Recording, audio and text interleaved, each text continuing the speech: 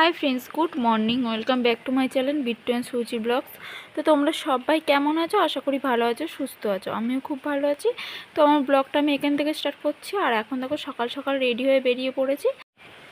এর আগে তোমাদের সঙ্গে কোনো ভিডিও শেয়ার করতে পারিনি, কারণ হচ্ছে গিয়ে খুব তাড়াহুড়ো করে বেরিয়েছিলাম। আমার পাপাটা তো দেখলাম সামনে হেঁটে হেঁটে চলে আসছিলো।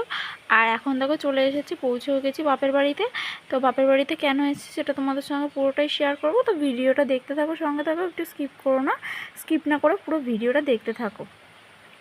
তো আমার ছেলে খেলছে আর আমি দেখো এদিকে রেডি হয়ে গেছি। তো এক জায়গায় এখন বেরোবো। তোমরা আমার সাজ থেকে বুঝতেই পারছো যে আমি কোথায় বেরোবো। হ্যাঁ, আমি আজকে পুজো দিতে যাব।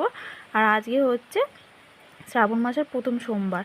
তো ফ্রেন্ডস, আমার এই ভিডিওটা ছাড়তে একটু লেট হয়ে গেল, কারণ অনেক দিন আগে ভিডিওটা করা হয়েছে, কিছু প্রবলেমের জন্য ভিডিওটা ছাড়তে পারিনি।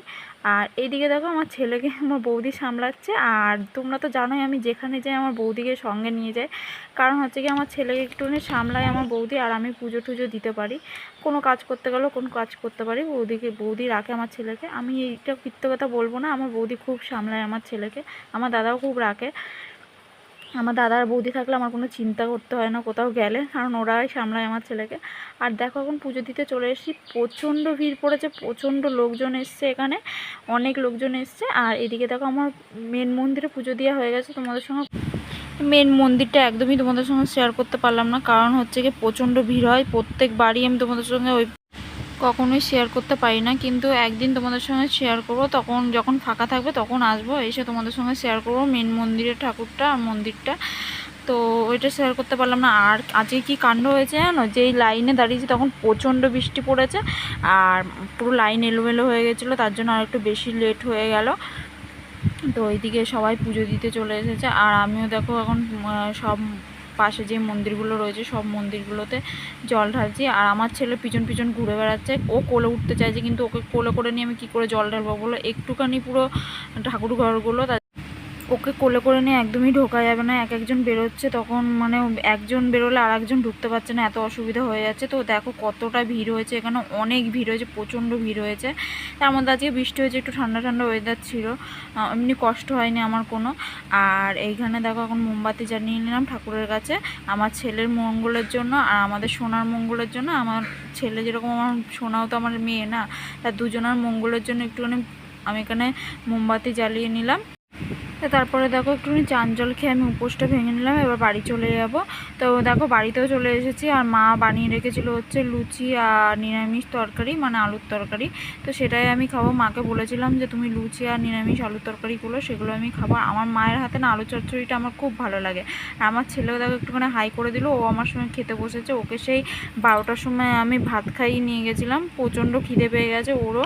তো ওকে একটুখানি খাইয়ে নিলাম। আর এখন বাজে প্রায় 4টে।